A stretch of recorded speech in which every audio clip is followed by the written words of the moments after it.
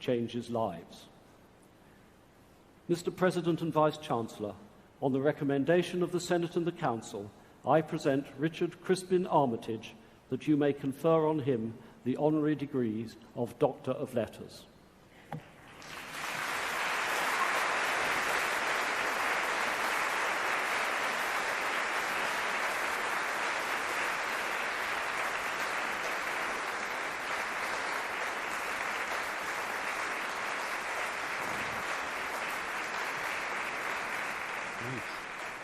Wow, Nigel, thank you very much. You've been on Google.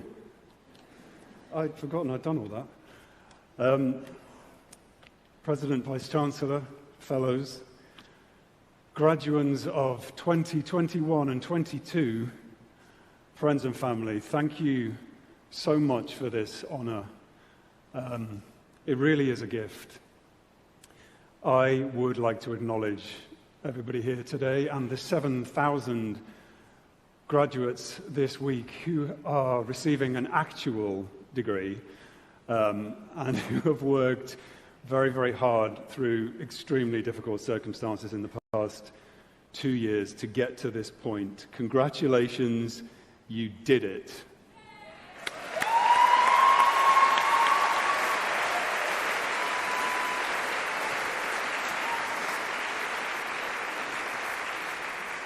So the last time that I was here at the De Montfort Hall, I was about 13 years old, and I'd somehow managed to blag my way into the Leicestershire School's Symphony Orchestra for some pretty dodgy cello playing. It sounded a little bit like a cat being strangled. I'm not joking.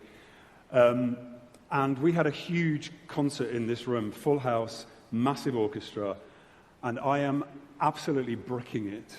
My palms are sweating because I'm terrified that I'm going to be playing out of tune. So what I decided to do, my dad's here, but he doesn't actually know this story. I decided to move my bow around on the cello in time with everybody else without making a sound. 3 hours later, at the end of Elgar and Sibelius and Mozart, there's a huge standing ovation. We all stand up and bow, and I have not played a single note.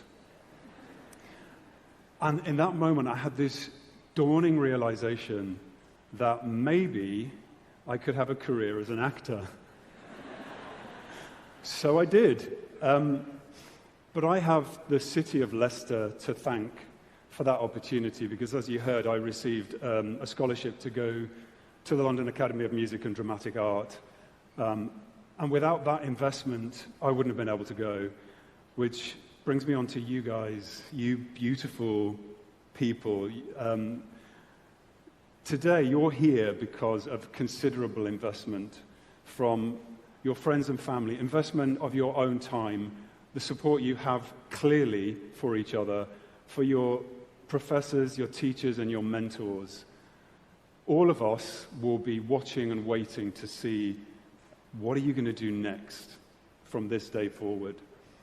I remember my graduation from Lambda, sitting where you are. I might have been a little bit drunk, but that's actors for you. But there was some actor up on stage, well-known actor, giving all of his advice. So to quote Oscar Wilde, I always pass on good advice. It's the only thing to do with it. It is never of any use to oneself. So I'm going to pass mine on to you. And feel free to ignore it. Don't worry too much about the destination. Try to enjoy the journey. What does that mean? Okay, so when I was 7 years old, I went to Huncup Primary School, and I had a teacher called Mrs. O'Leary who read The Hobbit to us. She was the most brilliant reader. I think she was an actress, really, inside. 33 years later, I'm on a plane to New Zealand, the other side of the planet, to film Peter Jackson's film trilogy. And I'm reading the book, and I can hear her voice in my head. So I knew I was heading to the right destination. But it was like full circle. The seeds had been planted when I was 7 years old. And if you think about those stories, The Hobbit and Lord of the Rings, the whole thing is about a journey. Once they get to the destination, the story's over. So all I would say to you is, hard as this profession or your profession, whatever your chosen profession is going to be, try to just look out the window occasionally and enjoy the view. The second thing is competition. We're always shielded a little bit from competition, but when you get out into the big wide world, competition will be there, and it's inevitable, and it can be a little bit painful and excruciating. I'm not very good with competition, so how I've managed myself is to not worry too much about what other people are doing, but just focus on the competition within yourself and try to celebrate other people's success, because when it's your turn, they will clap for you too. Finally, reputation, and I really, really believe this. This is from my heart. Your reputation is really the only thing that you can control. Look after it. Try to leave a good impression. Always try and show the best version of yourself. We all get a bit sloppy, but in the age of social media, if you do get a bit messy, make sure it's in a dark room and no one's filming it on an iPhone. I once overheard my mom talking to her friend in the kitchen, and I was eavesdropping. I shouldn't really have been listening. And she said, when Rich says he's going to do something, he really does it. And it really changed my perception of myself. I think it kind of changed my life, and I was trying to articulate why, and I found this quote from Abraham Lincoln. He said, "I am a success today because I had a friend who believed in me, and I didn't have the heart to let him down." So I'll leave you with this.